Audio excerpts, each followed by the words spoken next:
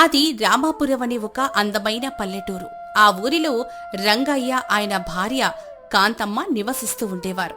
వీళ్ళిద్దరూ ఊరి మొత్తంలోకెల్లా మహా పిసినారులు. రూపాయి బయటకు తీయాలంటే ప్రాణం పోయినంత పనిచేసేది. ఒకరోజు ఉదయాన్నే రంగయ్య వీధి అరుగు మీద కూర్చొని ఉండగా పొరిగింటి సుబ్బయ్య వచ్చి పలకరించాడు. ఏమండి రంగయ్య గారు, రేపు పక్క ఊరిలో పెద్ద సంత జరుగుతోంది కదా, మీరేమైనా వస్తున్నారా? సంతకా? అక్కడ వస్తువులన్నీ చాలా ఎక్కువ ధరలు చెప్తారు సుబ్బయ్య, మాకెందుకులే అద్దండ ఖర్చులు. సుబ్బయ్య వెళ్లిపోయాక కాంతమ్మ లోపల్నుంచొచ్చి మొగుడి పక్కన కూర్చుంది. ఏవండి, మనింట్లో ఉన్న ఒక రాగి చెంబు హరిగిపోయి తూటుబడింది. సంతకెళ్తే తక్కువ ధరకే కొత్తదొస్తుందేమో. తక్కువ ధర? పిచ్చిదానా, అక్కడ రూపాయికి అయ్యేది 2 రూపాయలు చెప్తారే, దానికంటే మనమే సొంతంగా ఉపాయం ఆలోచిద్దాం అని చెప్పి రంగయ్య ఊరి చివర ఉన్న చెరువు దగ్గరికి వెళ్తాడు. అక్కడ బంకమట్టి తీసుకుని రోజంతా కష్టపడి ఒక నీళ్ల కుండను గ్లాసును తయారు చేస్తాడు. ఇంటికి తెచ్చి కాంతమ్మకు చూపించి పొంగిపోయాడు. చూసావా కాంతమ్మ, కాస్త తెలివితేటలుంటే చాలు, రూపాయి ఖర్చు లేకుండా కొండ తయారైపోయింది. అవునండి, మీ తెలివితేటల ముందు ఆ సంత వ్యాపారంలో దిగదుడిపే. ఇలా ఉండగా ఆ మరుసటి రోజు ఊరిలోకి ఒక సాధు వచ్చాడు. ఊరి జనులంతా ఆయనకు పండ్లు, పిండి వంటలు కానుకలుగా ఇస్తున్నారు. అది చూసి రంగయ్య, కాంతమ్మ కళ్ళు తిరిగాయి. యావండి, ఆ సాధు గారి దగ్గరికెళ్లి దీవెనలు తీసుకుంటే మనకేమైనా కానుకలిస్తారేమో. మంచి ఆలోచన కాంతమ్మ, కానీ ఆయనకు ఏదో ఒకటి కానుకగా ఇవ్వాలి కదా. నిన్న మీరు చేసిన మట్టుకుండుంది కదండి, దాన్నిచ్చేద్దాం, పైసా ఖర్చు లేదు. ఇద్దరూ కలిసి ఆ మట్టి కుండను తీసుకుని సాధువు దగ్గరికి వెళ్లారు. ఆ కుండను ఆయన ముందుంచారు. స్వామి, మేము పేదవాళ్ళం, మీకోసం ఎంతో భక్తితో ఈ మట్టి కుండను స్వయంగా తయారు చేసి తెచ్చాం. దీన్ని స్వీకరించి మమ్మల్ని ఆశీర్వదించండి. సాధువు ఆ దంపతుల ఆశను, పిసినారితనాన్ని తన జ్ఞానంతో గ్రహించాడు. చిరునవ్వు నవ్వి ఆ కుండను చేతిలోకి తీసుకున్నాడు. చాలా సంతోషం నాయనా, మీ భక్తికి మెచ్చాను. ఈ కుండలో ఒక గొప్ప మహిముంది. ఇందులో మీరు ఏది పెట్టి మూతేస్తే మరుసటి రోజుకి అది రెట్టింపవుతుంది. ఆ మాట వినగానే రంగయ్య, కాంతమ్మల ఆనందానికి హద్దుల్లేవు. సాధువుకి గబగబా దండాలు పెట్టేసి ఆశ్చర్యపోతూ, స్వామి, ఈ మట్టి కుండను స్వయంగా మా చేతులతో మేమే తయారు చేశాం కదా, ఇందులో మహిమలున్నాయని చెప్తున్నారు, అదెలా సాధ్యం స్వామీజీ? నాయనా రంగయ్య, ఈ కుండ మీ చేతిలో ఉన్నంత వరకు ఇది మామూలు మట్టి కుండ మాత్రమే. కాని నా చేతిలోకి వచ్చిన తర్వాత దీనికి మహిమలొచ్చాయి. దీన్ని నేను ఎవరైనా పేదవాళ్ళకి అందజేస్తాను. ఆ మాట వినగానే రంగయ్య, కాంతమ్మలు ఒకరు ముఖం ఒకరు చూసుకున్నారు. కాంతమ్మ వెంటనే ముందుకొచ్చి సాధువుతో మాట్లాడడం మొదలుపెట్టింది. అయ్యయ్యో స్వామి, మేము పేదవాళ్లమే కదా, మీరు మా గురించి కూడా ఆలోచించండి. అయినా ఈ ఊర్లో గాని చుట్టుపక్కల ఊళ్ళలో గాని మాకంటే పేదవాళ్ళు ఎవరైనా ఉన్నారా ఏంటి? అంతటి బీదవాళ్లం మేవే. ఈ కుండను మీ దగ్గర ఉంచుకున్నా ఏ ఉపయోగం ఉండదు స్వామి, మాకే ఇచ్చేయండి. సాధువు వారి నటనను చూసి లోపలే నవ్వుకున్నాడు. సరే, కానీ ఒక నియమం ఉంది. ఈ కుండలో ఏది పెట్టినా మీరు ఇతరులకు సాయం చేసే గుణం ఉంటేనే అది పనిచేస్తుంది, లేకపోతే అది పగిలిపోతుంది. రంగయ్య, కాంతమ్మలు ఆ మాటలను పెద్దగా పట్టించుకోకుండా కుండను తీసుకుని పరిగెత్తుకుంటూ ఇంటికొచ్చేశారు. తలుపులన్నీ గడియపెట్టి ఇంట్లో ఉన్న ఏకైక వెండి గ్లాసును ఆ కుండలో పెట్టి గట్టిగా మూతపెట్టారు. కాంతమ్మ, రేపు ఉదయానికి మన ఇంట్లో 2 వెండి గ్లాసులుంటాయి. అలా రోజు రోజుకి మన ఊర్లోని పెద్ద ధనాధ్యులం అయిపోతాం. మరుసటి రోజు ఉదయాన్నే ఇద్దరూ లేచి ఆత్రంగా కుండ మూత తీశారు. కాని లోపల ఉన్న వెండి గ్లాసు మాయమై కేవలం బూడిద మాత్రమే ఉంది. దాంతోపాటు ఆ మట్టి కుండ కూడా 2 ముక్కలై పగిలిపోయింది. అయ్యో దేవుడా, ఉన్న వెండి గ్లాసు కూడా పోయిందే. ఆ సాధువు మనల్ని మోసం చేశాడండి. అవును కాంతమ్మ, ఆ సాధువు మనల్ని దారుణంగా మోసం చేశాడు. మన వెండి గ్లాసు బూడిదైపోయింది, ఈ కుండ మొక్కలైపోయింది. పద, ఆ సాధువు ఎక్కడున్నాడో నిలదీసి మన వెండి గ్లాసు మనకిచ్చేలా చేద్దాం. ఇద్దరు కోపంతో ఊగిపోతూ చకచకా నడుచుకుంటూ సాధువు విడిది చేసిన చోటికి వెళ్లారు. కాని అక్కడ సాధువు లేడు. అక్కడున్న ఒక ఊరి వ్యక్తిని రంగయ్య గట్టిగా నిలదీశాడు. ఏమయ్యా ఇక్కడున్న సాధు వేడి మా వెండి గ్లాస్ మాయం చేసి ఎక్కడికి పారిపోయాడు? అయ్యయ్యో రంగయ్య గారు, సాధువు గారు పారిపోవడం ఏంటండి? ఆయన ఉదయమే అడవిలో ఉన్న కొండ గుహల్లో తపస్సు చేసుకోవడానికి వెళ్ళారు. ఆయన్ను కలవాలంటే ఆ కొండ ఎక్కాల్సిందే. యావండి, ఆ కొండ ఎక్కాలంటే కాళ్ళకున్న చెప్పులు అరిగిపోతాయేమో. పిచ్చిదానా, చెప్పులు అరిగిపోతే మళ్ళీ కొనుక్కోవచ్చు. కానీ మనకు పోయిన వెండి గ్లాస్ విలువ దానికంటే చాలా ఎక్కువ. ఆ చెప్పులు చేతులు పట్టుకుని పద కొండ ఎక్కుదాం. ఇద్దరూ తమ కాళ్లకున్న చెప్పులను చేతిలో పట్టుకుని నడుచుకుంటూ ఆ దట్టమైన అడవి వైపు, కొండ గుహల వైపు పయనమయ్యారు. రంగయ్య, కాంతమ్మలు కష్టపడి రాళ్లు, ముళ్ళు గుచ్చుకుంటూ ఉన్నా లెక్క చేయకుండా ఆ ఎత్తైన కొండ ఎక్కి గుహ దగ్గరికి చేరుకున్నారు. గుహ ముందు ఒక పెద్ద రాతి మీద సాధువు కళ్ళు మూసుకుని ప్రశాంతంగా ధ్యానం చేసుకుంటున్నాడు. ఆయన చూడగానే కాంతమ్మకి, రంగయ్యకి ఆవేశం ఆగలేదు. స్వామి, ఏంటిది? మా వెండి గ్లాసు మాయమై బూడిదైపోయింది. మీరేమో ఇక్కడికొచ్చి ప్రశాంతంగా కూర్చుంటారు. మా వెండి గ్లాసు మాకిచ్చేయండి. అవును స్వామి, మీ మాట నమ్మి ఉన్నా ఒక వెండి గ్లాస్ ఆ కొండలో పెడితే అది బూడిదవ్వడం ఏంటి? మాకు న్యాయం చెయ్యాల్సిందే. సాధువు నెమ్మదిగా కళ్ళు తెరిచి వారిద్దరి వైపు జాలితో చూస్తూ చిరునవ్వు నవ్వాడు. నాయనా రంగయ్య, నేను మీకేం చెప్పాను? ఇతరులకు సాయం చేసే మంచి మనసుంటేనే ఆ కుండ పనిచేస్తుంది అని చెప్పాను కదా. మీ మనసులో కేవలం అత్యాశ, పిసినారితనం తప్ప పక్కన ఉన్నవాడికి సాయం చేద్దామనే ఆలోచనుందా? అంటే ఇప్పుడు మా వెండి గ్లాసు రాదా స్వామి? వస్తుంది నాయనా, మీ వెండి గ్లాసు మీకు తిరిగి వస్తుంది. కాని దానికి మీరొక పని చెయ్యాలి. ఈ కండ అవతల ఒక చిన్న కుటీర ఉంది. అక్కడ ఒక వృద్ధురాలు తిండి లేక 3 రోజులుగా ఆకలితో అలమటిస్తోంది.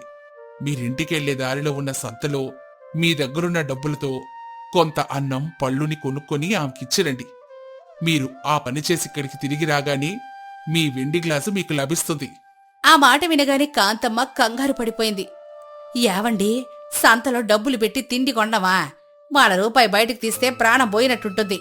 మళ్ళీ ఈ స్వామి మన డబ్బులు ఖర్చు పెట్టించాలని చూస్తున్నాడు. ఉండు కాంతమ్మా, మన వెండి గ్లాసు ఖరీదు 100 రూపాయలుంటుంది. ఇక్కడ వృద్ధురాలకి 10 రూపాయలు అన్నం పెడితే పోయేదేముంది? 90 రూపాయలు లాభమే కదా. రంగయ్య లెక్కలు చూసుకుని సరేనని తల ఊపాడు. ఇద్దరు కొండ దిగి దగ్గర్లో ఉన్న సంతకి వెళ్లారు.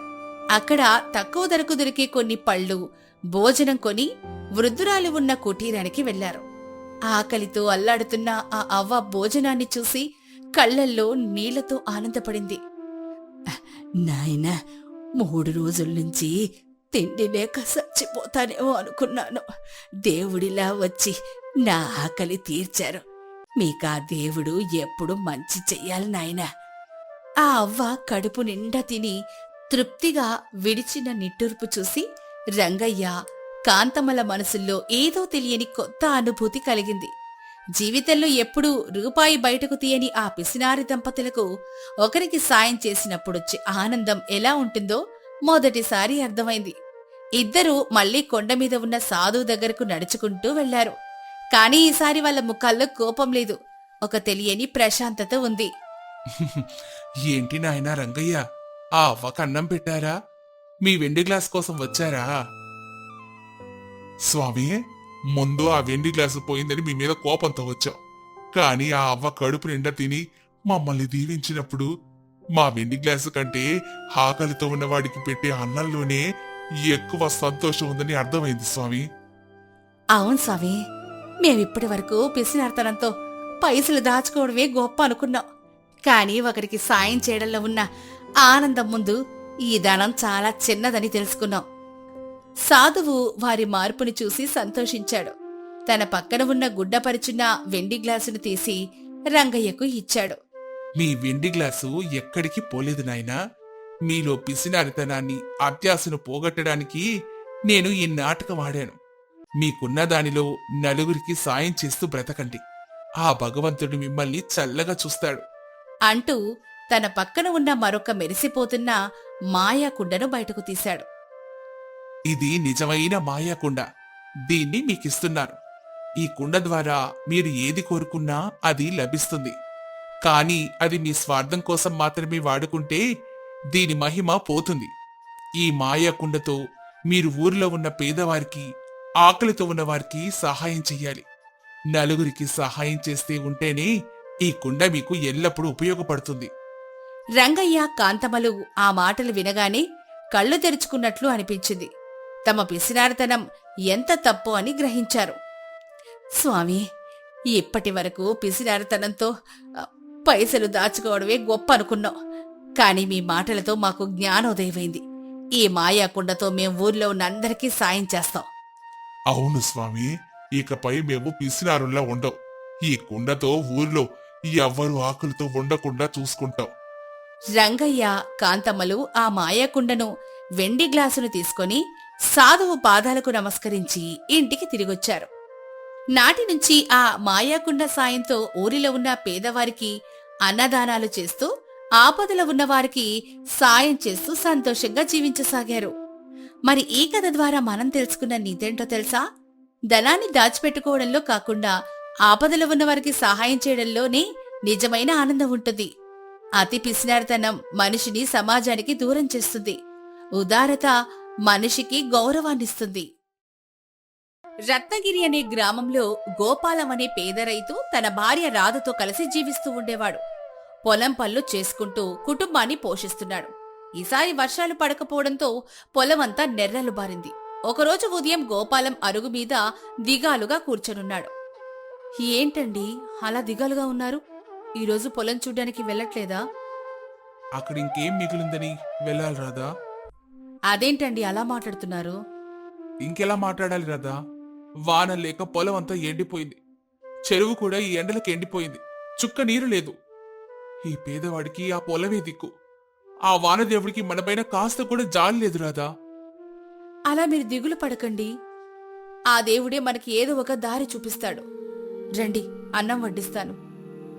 నాకు ఆకలిగా లేదు రాదా. ముందు నేను ఏదైనా పని ఎత్తుక్కోవాలి. లేదంటే పెట్టుబడి కోసం సుబ్బయ్య దగ్గర చేసిన అప్పు తీర్చలేను. ఇప్పటికీ చాలా ఆలస్యం అయిపోతుంది. తను మన ఇంటి మీదకి వచ్చి ఎంత రచ్చ చేస్తాడని భయంగా ఉంది రాదా. మీరలా కుంగిపోకండి. మనం నిజాయితీగా ఉన్నంత వరకు మనకేమీ కాదండి. మనమేమీ అప్పు తీర్చమని చెప్పట్లేదు కదా. తీరిద్దాంలేండి. నేను కూడా ఏదో ఒక పని చేస్తాను. మనిద్దరం కలిసి కష్టపడి అన్ని అప్పులు త్వరలోనే తీర్చేద్దాం. నీలాంటి అర్థం చేసుకునే భార్య దొరికినందుకు నేను చాలా అదృష్టవంతుని రాదా. నేను పేదవాణ్ణని తెలిసినా నా దగ్గర తినడానికి సరైన తిండి లేకున్నా ఈ చిన్ని గుడిసెలో నాతోనే ఉంటూ నాకు ధైర్యం చెప్తూ నన్ను ముందుకు నడిపిస్తున్నావు. డబ్బు మేడల్లో ప్రేమెక్కడుంటుందండి? మీ మంచు మనసే నాకు పెద్ద మేడ. మీలాంటి ప్రేమను పంచి భార్యను గౌరవించే భర్త దొరకడం నా అదృష్టంగా భావిస్తున్నాను. ఇంతలో వడ్డీ వ్యాపారి సుబ్బయ్య వారింటి ముందుకు కోపంగా వచ్చాడు. ఏరా గోపాలా, ఇంట్లోనే దాక్కున్నావా? బయటికి రా. నా డబ్బులు ఎగ్గొడదామని చూస్తున్నావా? అయ్యా సుబ్బయ్య గారు, దండాలండి. లోపలికి రండి దొరా. నీ ఇంట్లో వచ్చి నీతో కబుర్లు చెప్పడానికి నేను రాలేదు. డబ్బులేవి? అప్పు తీసుకుని 6 నెలలు దాటింది. వడ్డీ లేదు, ఆశ లేదు. మర్యాదగా నా డబ్బులు నా మోకాన కొట్టు. దొరా, నా పరిస్థితి మీకు తెలియంది కాదు. వానలు పడలేదు, పైరెండిపోయింది. నా పెట్టుబడి కష్టం అంతా మట్టిపాలైంది. దయచేసి నాకు ఇంకొక 6 నెలలు గడువు ఇవ్వండి దొరా. కష్టపడి మీ రుణం తీర్చేస్తాను. నీ కష్టాలు కన్నీళ్లు వినడానికి నేను రాలేదురా. నాకు డబ్బు కావాలి అంతే. ఇవ్వలేకపోతే ఆ పొలం కాగితాలు నా చేతిలో పెట్టు. నీ అప్పు కింద ఆ పొలాన్ని నేను జమ కట్టుకుంటాను. అయ్యయ్యో, అలా అనకండి దొరా. ఆ 1 ఎకరం పొలమే నా ప్రాణాధారం. దాన్ని తీసుకుంటే నేను నా భార్య పస్తులుండి ఆకలితో మాడిపోవాల్సిందే. నా మీద దయ చూపండి అయ్యా. ఇదంతా వింటున్న రాధ ధైర్యంగా బయటకొచ్చి సుబ్బయ్యతో ఇలా అంటుంది. అయ్యా సుబ్బయ్య గారు, మా ఆయన మీద అలా కోప్పడకండి. అసలు మీకు చెల్లించాల్సిన అసలు వడ్డీ ఎంతుందో ఒకసారి చెప్పండి. అసలేవీ తెలీదు, అమాయకురాలు అని మనసులో అనుకున్న సుబ్బయ్య మోసం చేయాలని నిశ్చయించుకున్నాడు. నేను మీకు ఇచ్చిన అసలు 10,000, దానికి 6 నెలల వడ్డీతో కలిపి మొత్తం 20,000 అవుతుంది. ఆ 20,000 నా చేతిలో పెట్టండి. మనసులో సుబ్బయ్య ఊళ్ళో జనాలందర్నీ తప్పుడు లెక్కలతో ఇలాగే మోసం చేస్తున్నాడని గ్రహించి రాధ అతనికి ఒక సవాల్ని విసిరింది. సరే సుబ్బయ్య గారు, 2 రోజుల్లో మీ బాకీ మొత్తం మేమే తీర్చేస్తాం. కాని మీరు వేసిన లెక్కల్లో ఏమాత్రం తేడా రాకూడదు సుమా. ఒకవేళ మీ లెక్కల్లో ఏమైనా తప్పుంటే మీ పొలాన్ని మాకు రాసివ్వాలి. అదే మీ లెక్క సరిగ్గా ఉంటే మా పొలాన్ని మీకే ఇచ్చేస్తాం, సరేనా? ఇన్నాళ్ళుగా ఊరి జనాలను మోసం చేసినట్లే ఈమెను కూడా సులభంగా మోసం చేయొచ్చు అని గర్వపడిన సుబ్బయ్య ఆ సవాలుకు వెంటనే ఒప్పుకున్నాడు. సరే, 2 రోజుల తర్వాత వస్తాను, డబ్బులు సిద్ధం చేసుకోండి అని వెళ్ళిపోయాడు. సుబ్బయ్య వెళ్ళిపోయిన వెంటనే గోపాలం నిస్సహాయంగా నేలపై కూర్చున్నాడు. అతని కళ్ళలో భయం స్పష్టంగా కనిపించింది. రాధా, నువ్వెందుకు అలా సవాల్ చేశావు? మన దగ్గర డబ్బు లేదు. అతని లెక్కలు తప్పు కాకపోతే మన పొలం కూడా పోతుంది. రాధ చిరునవ్వుతో అతని పక్కన కూర్చుంది. మీరు భయపడకండి, సుబ్బయ్య లాంటి వాడు ఎప్పుడు నిజాయితీగా ఉండడు. అతను ఏదో ఒక చోట తప్పు చేసే ఉంటాడు. ఆ తప్పుని బయటకు తీయాలి. ఆ రాత్రంతా రాధకు నిద్రే పట్టలేదు. మరుసటి రోజు ఉదయం ఆమె గ్రామంలోనే అప్పు తీసుకున్న రైతుల ఇళ్లకు వెళ్ళింది. మొదట రాములు అనే రైతుని కలిసింది. అన్నయ్య, మీరు కూడా సుబ్బయ్య దగ్గర అప్పు తీసుకున్నారని విన్నాను. మీ దగ్గర అప్పు కాగితం ఉందా? రాములు పాత కాగితాన్ని తీసి ఇచ్చాడు. రాధ జాగ్రత్తగా చదివింది. అందులో కూడా చిన్న అక్షరాలతో కొన్ని షరతులు రాసున్నాయి. అలాగే ఆమె లక్ష్మయ్య, రంగమ్మ, మల్లయ్య ఇళ్లకు వెళ్లి వారి అప్పు పత్రాలు కూడా పరిశీలించింది. అందరి కాగితాల్లో ఒకే విధమైన రహస్య నిబంధనలు ఉండడంతో రాధకు అసలు నిజం అర్థమైంది. ఓహో, ఇదే సుబ్బయ్య బలహీనత. అమాయక రైతులకు తెలియకుండా చిన్నక్షరాలతో దొంగ షరతులు రాసి వారి భూములు కాజాయాలని చూస్తున్నాడనమాట. అప్పుడే ఆమెకు ఒక తెలివైన ఆలోచన వచ్చింది. ఈ నిజాన్ని అందరి ముందే బయట పెడితే మన పొలం మాత్రమే కాదు, మొత్తం ఊరి రైతులందరికీ న్యాయం జరుగుతుంది. ఆ మాటతో ఆమె ధైర్యంగా ఇంటికి తిరిగెళ్లి పంచాయతీ ముందు సుబ్బయ్య మోసాన్ని బయట పెట్టడానికి సిద్ధమైంది. సరిగ్గా 2 రోజులు గడిచాక సుబ్బయ్య గోపాలం ఇంటికొచ్చాడు. రండి సుబ్బయ్య గారు, మనం లెక్కలిక్కడ కాదు, ఊరి రచ్చబండ దగ్గర చూద్దాం, పదండి. సుబ్బయ్య కొంచెం ఆలోచనలు పడినప్పటికీ సరే, అక్కడికి వెళ్దాం పద, నాకేంటి భయం, నా దగ్గర కాగితం ఉంది అని బయలుదేరాడు. ఊరి రచ్చబండ దగ్గర పంచాయతీ పెద్దలు, గ్రామ ప్రజలు అందరూ గుమికూడారు. మీ సమస్య ఏంటో చెప్పండి. నమస్కారం అయ్యగారు, మా ఆయన ఈ సుబ్బయ్య దగ్గర 10,000 రూపాయలు అప్పుగా తీసుకున్నారు. దానికి వడ్డీతో కలిపి 20,000 రూపాయలు కట్టమని, లేదంటే పొలం ఇవ్వమని మా ఆయన్ని బెదిరిస్తున్నాడయ్యా. అయ్యా ఊరి పెద్దగారు, నా దగ్గర కాగితం ఉంది. ఒకవేళ అప్పు తీర్చడం ఆలస్యమైతే నెలకి 1000 రూపాయలు చొప్పున జరిమానా కట్టాలని ఉంటుంది. అలాగే వడ్డీకి వడ్డీ జమ అవుతుందని రాసి మరీ ఉంది. దానికి ఒప్పుకున్నాడు కదా మరి. అయ్యా అబద్ధం, మాకు ఏ జరిమానా గురించి చెప్పలేదయ్యా. మరి నువ్వు వేలి ముద్ర ఎలా వేసావు గోపాలం? గ్రామ పెద్దల సమక్షంలో రాధ అప్పు కాగితాన్ని చేతిలోకి తీసుకుంది. సుబ్బయ్యకు ఒకటే ధీమా, ఆడవాళ్లకు, అందులోను పేద రైతు భార్యకు చదువు రాదు, లెక్కలు అస్సలు తెలియవు అని. అయ్యా, ఈ కాగితంలో పైభాగంలో అప్పు తీసుకున్న 10,000, దానికి వడ్డీ 100కి నెలకు 2 రూపాయలు అని పెద్ద అక్షరాలతో రాసుంది. మా ఆయన చదువురాని అమాయకుడు కావడంతో నెలకి 200 రూపాయలే కదా అని వేలిముద్ర వేశాడు. ఈ సుబ్బయ్య మోసం చేయడానికి ఆ వేలిముద్ర ఉన్న కొంచెం స్థలంలోనే చిన్న అక్షరాలతో ఎవరికి కనిపించని విధంగా సుబ్బయ్య ఏం రాశాడో చూడండి. ఒకవేళ వడ్డీ కాని అసలు కాని కట్టడం ఒక్కరోజు ఆలస్యమైనా నెలకు 1000 రూపాయలు అదనపు జరిమానా కట్టాలి. 6 నెలలు దాటితే చక్రవడ్డీ పడుతుంది. ఏమయ్యా సుబ్బయ్య, వానం లేక పంటలు పండగ రైతులు అల్లాడిపోతుంటే 6 నెలలు ఆలస్యమైనందుకు నెలకు 1000 రూపాయలు జరిమానా వేస్తావా? నీకు మనస్సాక్షి ఉందా? 10,000 అప్పుకు 6 నెలలకు ఏకంగా 10,000 వడ్డీ గూచుతావా?